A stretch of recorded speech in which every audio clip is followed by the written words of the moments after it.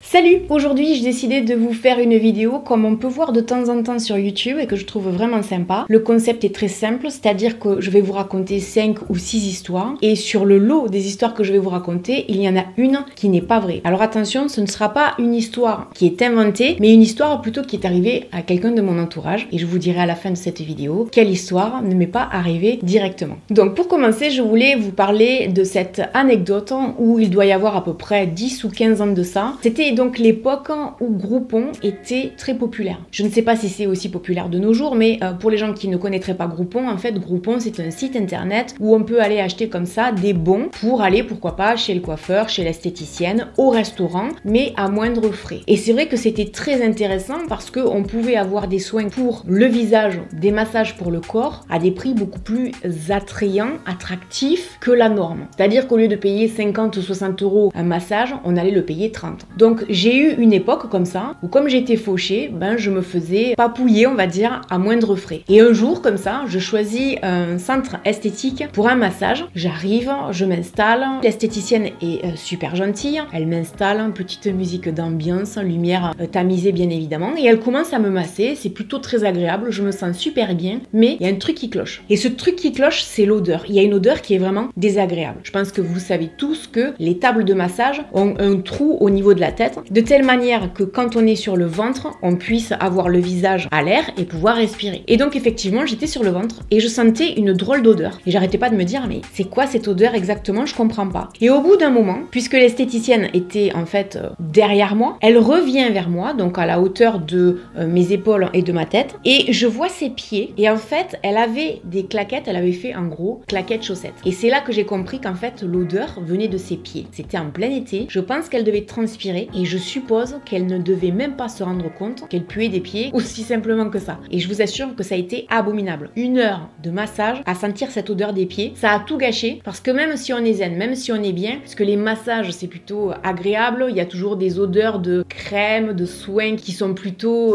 agréables également. Là, les odeurs de pieds c'était atroce. Et franchement, je n'ai pas osé lui dire. Et avec le recul maintenant, je me dis j'aurais peut-être dû essayer subtilement de dire « Ouh, il y a une drôle d'odeur, est-ce que ce sont les égouts ?» pour essayer peut-être de lui faire comprendre. Ça, c'est quelque chose dont je me souviendrai longtemps parce que l'odeur était abominable. Ensuite, je vais vous parler de ce qui m'est arrivé quand j'avais 18 ans, l'époque où j'ai obtenu mon permis et ma maman avait une voiture et j'avais la chance de pouvoir prendre cette fameuse voiture de temps en temps quand j'allais au lycée. Alors du coup, plutôt que de passer du bus, les transports en commun, pas très agréable le matin, du coup, je prenais notamment le samedi la voiture pour aller au lycée et ensuite je rentrais. Donc ça c'était merveilleux parce qu'il y avait cette sensation de liberté d'aller d'un endroit A à un endroit B et se dire d'un coup que le monde s'ouvrait à moi en fait parce que j'avais la capacité de faire des choses que je pouvais pas faire, non seulement quand j'avais pas le permis mais en plus quand j'étais pas majeure. Et donc un matin, un samedi matin, je vais au lycée, très bien, je me gare, je vais en cours. Quand les cours se terminent, je remonte dans ma voiture et je rentre chez moi pour notamment rejoindre ma maman et aller manger avec elle. Et sur le trajet donc je passe sur des boulevards et ensuite je suis obligée de passer par des petites rues tout simplement parce qu'on habite dans un immeuble qui est un petit peu en retrait d'une grande avenue.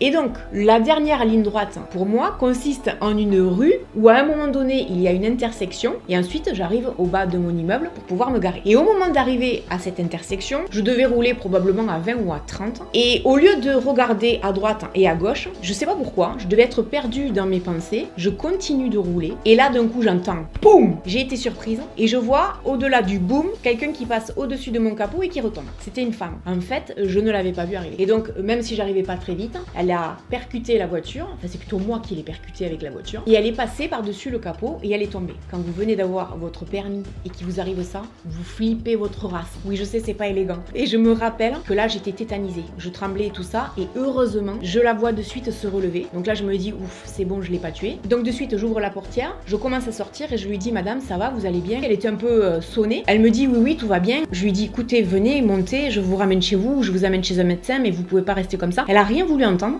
Elle a absolument pas voulu monter dans la voiture. Je pense qu'à mon avis, elle a dû se dire, elle, même pas en rêve, je vais monter dans sa voiture, elle est trop dangereuse. Et elle est repartie. Et là, je me rappelle, rentrer chez moi, j'étais comme ça. Dans ma tête, j'étais là, mais on va venir me chercher, la police, la gendarmerie, ils vont m'arrêter, je vais aller en prison et tout. Et jamais personne n'est venu. Mais c'est vrai que ce sentiment d'avoir renversé quelqu'un et d'avoir failli tuer quelqu'un, c'est ça le problème. C'est que dès mon plus jeune âge, j'aurais pu avoir un problème. Et en fait, quand j'avais 18 ans, j'avais des petits soucis comme ça avec la voiture. Mais ça, je pense que c'est le temps de s'adapter déjà à un véhicule et surtout le temps de s'adapter à la conduite avec du monde autour et surtout personne à côté. Parce que quand on a un moniteur à côté de soi, c'est facile. Mais après, quand on se retrouve tout seul dans un véhicule, c'est pas forcément évident. Et je me souviens également qu'à cette époque, j'avais ma maman à côté de moi et j'étais très fière de pouvoir aller la balader. Et on était à un feu rouge, donc le feu passe au vert, les gens passent, le mien passe à l'orange. Je m'arrête. Et quand le feu passe au vert et que c'est à moi de passer, je cale. Donc je redémarre la voiture, je vais pour avancer, je cale. Et ça a duré un moment. Je redémarre la voiture, je vais pour avancer, je cale. 3, 4,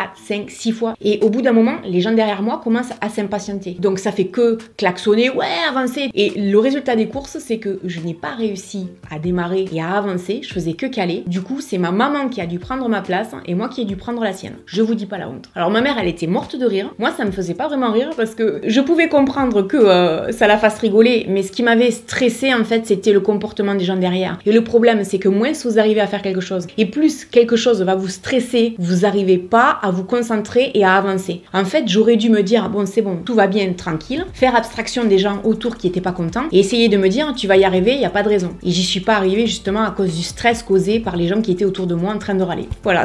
Et une dernière chose en ce qui concerne la voiture, j'en ai des anecdotes quand j'ai eu le permis. J'étais garée au centre-ville de Perpignan, je rentre dans la voiture, je recule et je recule un peu trop vite, ce qui fait que j'encoque la voiture derrière moi. Donc je lui casse un phare, déjà. Là également, le stress me fait pas forcément bien réagir. Je vais pour avancer et là, j'encoque la voiture devant et j'ai bousillé le pare-choc. Je suis obligée de prendre mon pare-choc avec moi, le mettre dans la voiture et là, je me dis, je vais me faire tuer par ma mère. Je rentre chez moi. Et je me souviens, j'étais habillée tout en noir, j'avais une robe noire et un chapeau noir. Ma mère était dans la chambre. J'arrive en pleurant, avec mon pare-choc à la main, en disant « Maman, maman, j'ai cassé le pare-choc de la voiture et tout ». Je pleurais, j'étais paniquée et tout ça. Paniquée parce que je savais que c'était de l'argent et qu'à l'époque, on roulait pas sur l'or. Donc je me disais comment on va faire pour réparer la voiture. Et en plus, je me disais, je vais encore décevoir ma mère, quoi. Parce que je suis vraiment une plaie en ce qui concerne la voiture. Ma mère me voit arriver comme ça, en pleurs, paniquée et tout. Ça la fait rire en fait. Parce qu'elle me dit « Je te vois débarquer en pleurs, habillée tout en noir, on dirait que tu vas à un enterrement avec ton pare-choc en plus à la main. » Et moi, voyant la réaction de ma mère, j'ai été tellement vexée que je l'ai engueulée. Et après coup, ma mère me dit « Mais tu te rends compte, c'est le monde à l'envers. À la limite, ça aurait été plus logique que moi je t'engueule. Et toi, en fait, tu le prends mal et tu m'engueules. » Bon, quand j'avais 20 ans, j'avais un petit caractère un peu particulier.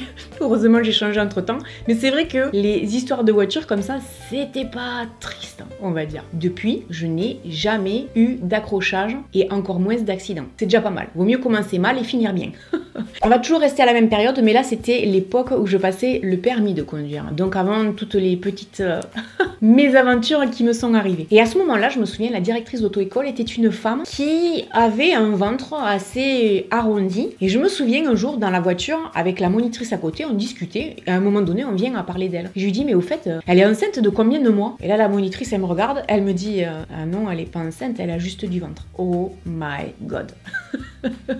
Je me suis jamais sentie aussi mal à l'aise que là. Alors la monitrice, ça l'a fait sourire en fait, même plutôt rire, je me rappelle. Moi j'étais mortifiée. Alors elle m'a dit t'inquiète pas, je dirai rien, c'est pas grave. Mais c'est vrai que c'était plutôt maladroit. Alors je pense que quand j'étais beaucoup plus jeune, je faisais peut-être pas de différence entre une femme qui a un peu de ventre et une femme qui est enceinte. Après c'est vrai, je n'ai plus jamais fait de commentaires sur une femme quand elle avait du ventre parce que je me suis dit on sait jamais, si ça se trouve elle est pas enceinte, elle est juste ballonnée. Donc abstiens-toi. Mais ça, je pense pas être la seule à qui ce soit arrivé. Et honnêtement, c'est hyper humiliant parce qu'on se dit, mais c'est possible d'être aussi bête. Mais bon, c'était moi, j'étais la reine des gaffes quand j'étais jeune. Donc, outre les petits accrochages en voiture, il fallait bien que j'en fasse une à l'auto-école. Sinon, c'est pas marrant. Voilà. Je vous ai donc raconté toutes mes anecdotes. Je vous laisse quelques secondes pour réfléchir à laquelle pourrait être vraie et laquelle ne m'est pas réellement arrivée. Et je vais vous dire qu'il s'agit de...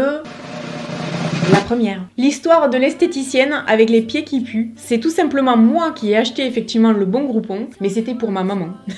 Et je me souviens que quand elle en était sortie, elle m'avait appelé en me disant c'était abominable l'odeur. Voilà. Donc j'espère que cette vidéo vous aura plu, que ça vous aura changé les idées. N'hésitez pas à me laisser un commentaire. Et puis je vous dis à très bientôt dans une prochaine vidéo. Salut. 'cause you fade away.